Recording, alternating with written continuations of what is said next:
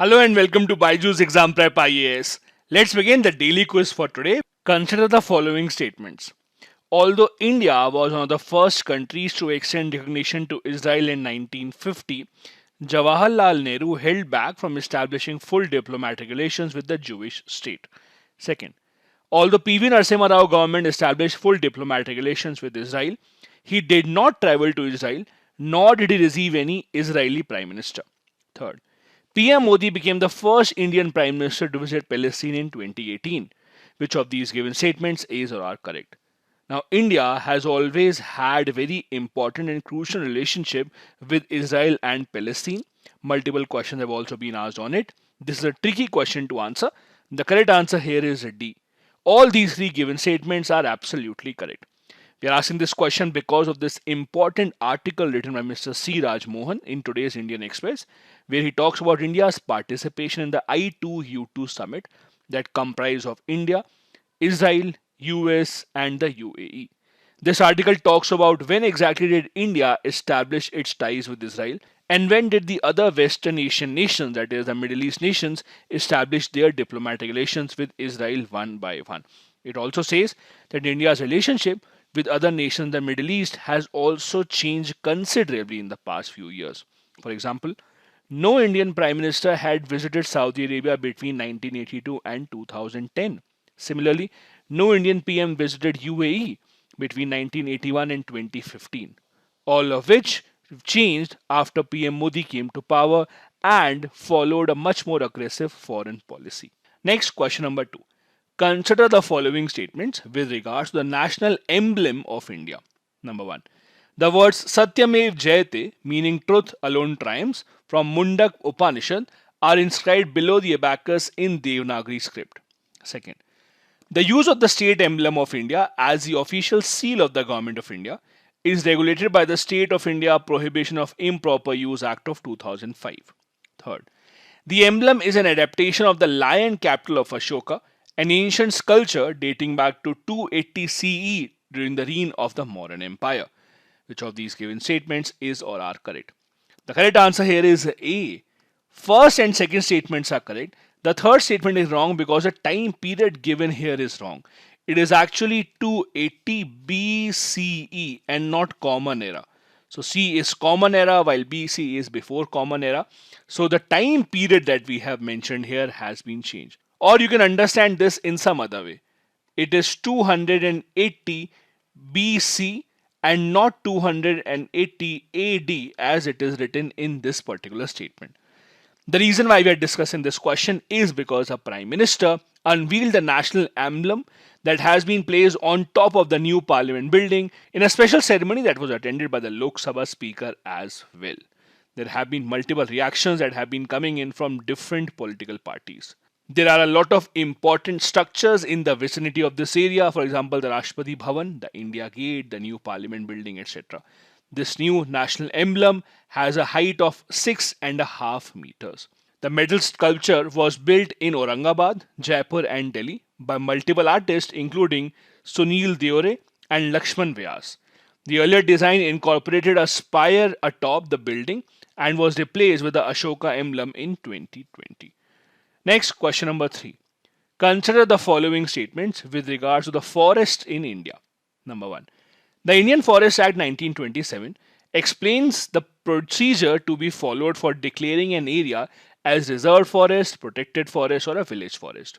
Second, in reserved forest, the local people are prohibited unless specifically allowed by a forest officer in the course of settlement. Third, the Forest Settlement Office is appointed by the central government to inquire into and determine the existence, nature and extent of any rights alleged to exist in favor of any person in or over any land comprising a reserved forest. Which of these given statements is or are correct? The correct answer is first and second. Third statement is wrong because this officer is actually appointed by the state government respectively and not the center government. First and the second statements are correct. That is why the answer here is A. The third statement is wrong because it is a state government that appoints it. The reason why we're discussing this question is because of this news.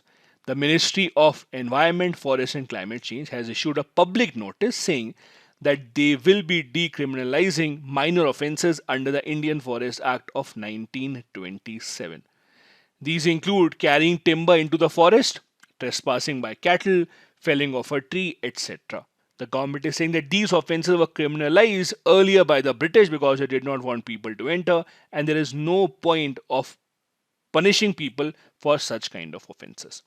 Next, question number 4.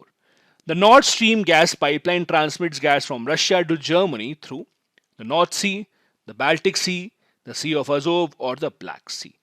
The correct answer to this easy question is the Baltic Sea. This area, this entire region has been in the news ever since Russia invaded Ukraine, and I'm sure all of you would have read about the Nord Stream and the Nord Stream 2 pipeline multiple times.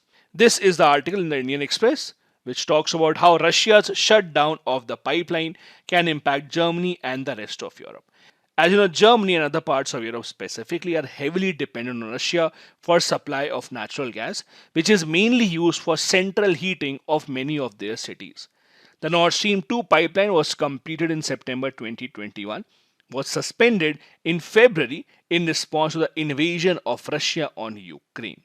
Now, Germany, despite having said that they will give away users of coal, recently passed an emergency legislation to reopen their old coal plants in the country. This is a map to show you these pipelines. So this is Nord Stream 1 and Nord Stream 2, and this is the Baltic Sea. Next, we have a previous year question from 2021. Consider the following statements. Number 1. The Governor of the Reserve Bank of India is appointed by the central government. Second, certain provisions of the Constitution of India give the central government the right to issue directions to the RBI in public interest. Third, the Governor of the RBI draws his powers from the RBI Act. Which of these given statements is or are correct? The correct answer here would be C. 1 and 3 are correct. The second statement is wrong because yes, the central government does have the right to issue directions to the RBI in public interest, but it is not written in the Constitution. In fact, it is actually a part of the RBI, Reserve Bank of India Act of 1934. And that is why the correct answer here is C, 1 and 3. Second statement here is wrong.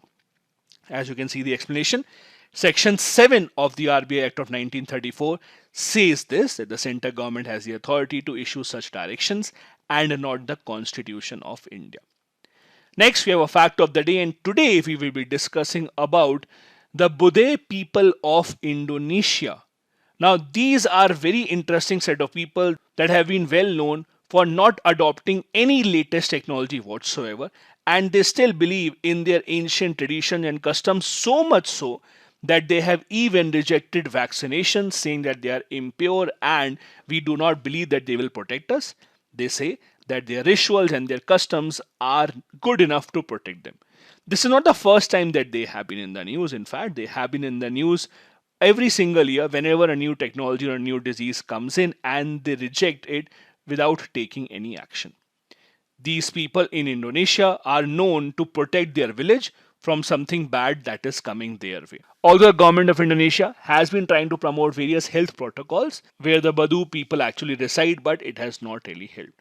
The Indonesia government is seeking to control the spread of coronavirus in their country, which has a population of over 27.5 crore people. But with this population not interested in vaccinations, the government is having a hard time. About 70 million Indonesians, that is 7 crore Indonesians, are considered as indigenous people, that is, who have originally lived here, who often live in remote locations, which makes it extremely difficult for the government to carry out these vaccination attempts. These Baduy people live in the hinterlands of Banten, which is the westernmost province on Java, where they practice the Sunda Vivitan, which is a religion whose followers are monotheistic, but at the same time revere the power of nature and the spirit of their ancestors and believe that they will safeguard them against any problem of nature. This is it for today's video. Thank you so much for watching the daily quiz.